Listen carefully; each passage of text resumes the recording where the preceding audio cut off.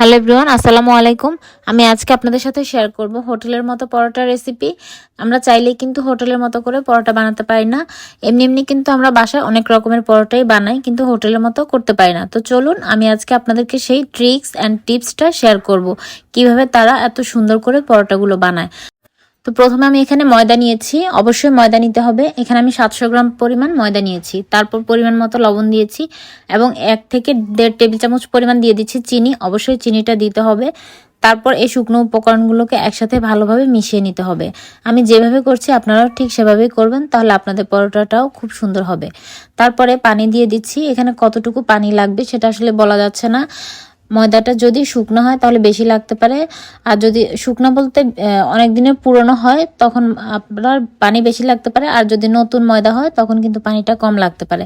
তো সেই বুঝে শুনে দিবেন। আমরা সবাই কিন্তু কম বেশি পরোটার খামিরটা রুটি বা পরোটার খামির করতে পারি।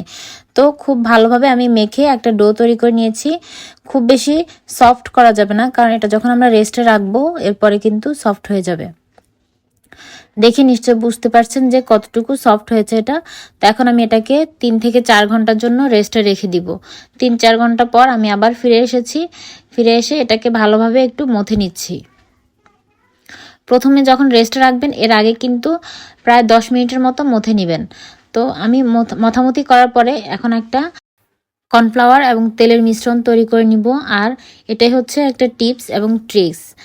তো আমি এখানে 3 থেকে 4 চামচ পরিমাণ কর্নফ্লাওয়ার নিয়েছি আর দিয়ে দিলাম তেল।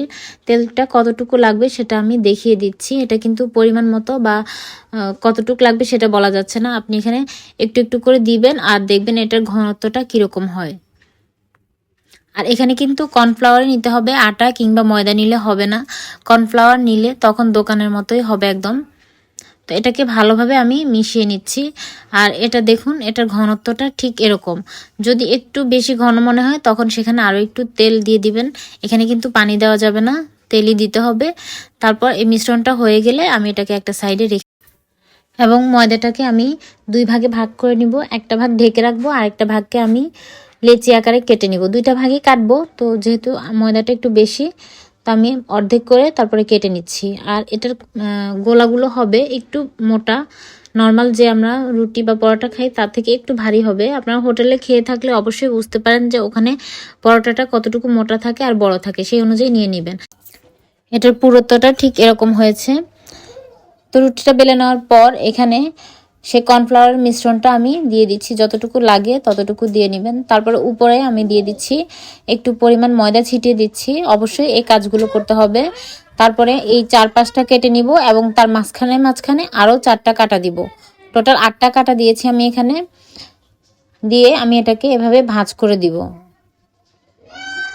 সবগুলো এভাবে ভাঁজ করে দিয়ে একটু চেপে বড় করে নিয়ে আবারও আমি এটাকে এভাবে ভাঁজ করে দিব। ভাঁজ করে এটার নিচের অংশটাকে একটু এক জায়গায় জড়ো করে তারপরে এটাকে একটা গোল আকারে রেখে দিতে হবে। আমি আরও একটা দেখিয়ে দিচ্ছি কিভাবে করেছি।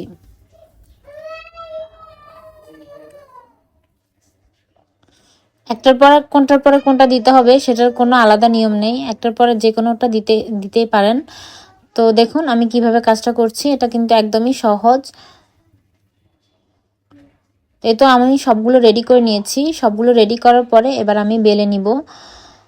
তো বেলাটা কিন্তু একেবারে নর্মাল, সামান্য পরিমাণ ময়দা ছিটিয়ে বা তেল দিয়েও বেলে নিতে পারেন। বেলা হয়ে গেলে আমি এবার এগুলোকে ভেজে নিব। আমি কিন্তু সবগুলো পরোটা তেল ছাড়া ভেজেছি। তেল ছাড়া ভাজলেও এটা খেতে অনেক মজা, তবে তেল দিয়ে ভাজবেন, সেটা কিন্তু একদম তখন হোটেলের মতোই হবে, খেতে আরও টেস্টি লাগবে। আর আমি তেল না দেওয়ার কারণ হচ্ছে এটার ভেতরে কিন্তু অলরেডি অনেকগুলো তেল আছে, যার কারণে আমি তেল দিইনি। তো এই তো আমি ভেজে নিচ্ছি, আপনাদেরকে দেখিয়ে দিচ্ছি কিভাবে ভাজতে হবে।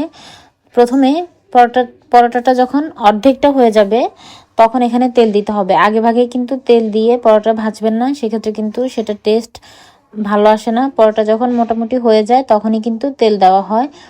আমি 1 টেবিল চামচ পরিমাণ তেল দিয়েছি। এক টেবিল চামচ তেল দিয়ে কিন্তু 2 পিঠ ভেজে নিতে পারবেন।